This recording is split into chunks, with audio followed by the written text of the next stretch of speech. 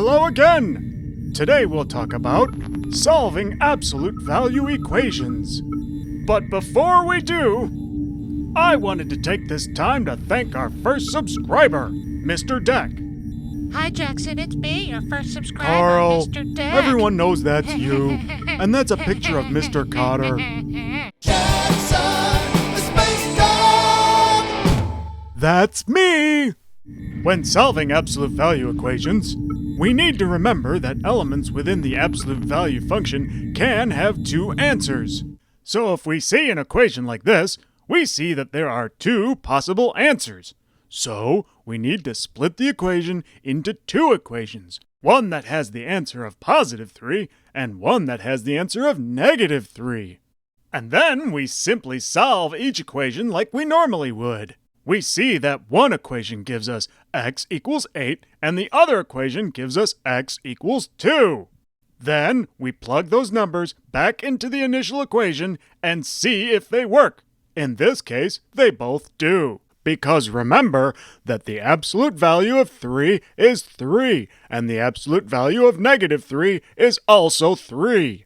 If we have some extra information around the absolute value function, we will have to take care of that first.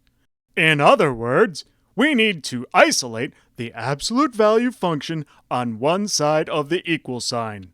As you can see, we eliminate the 10 by adding 10 to both sides. That leaves us with 3 times the absolute value of x minus 5 equals 21. Now we will eliminate the 3 by dividing both sides by 3. Now we have successfully isolated the absolute value function on the left side of the equal sign, and we are left with the absolute value of x minus 5 equals 7. Now we will solve this absolute value equation just like we did before by splitting it into two equations. We see that this gives us x equals 12 or x equals negative 2. We will then plug both those possible answers back into the equation to see if they both work. And in this case, they both do. Why do we double check our answers? Because we might have what is called an extraneous solution. Well, that just means that we can get two solutions for what x equals in an absolute value equation, and when we plug them back into the equation, we see that one works and the other does not. We can see in this example that x equals 6 works, but x equals negative 2 does not work. That is because we need to remember that the absolute value of 8 cannot be negative 8. Therefore, x equals negative 2 is our extraneous solution.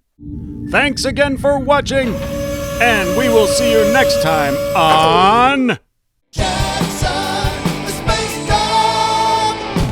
That's Me! Carl! Now we gotta clean that thing again.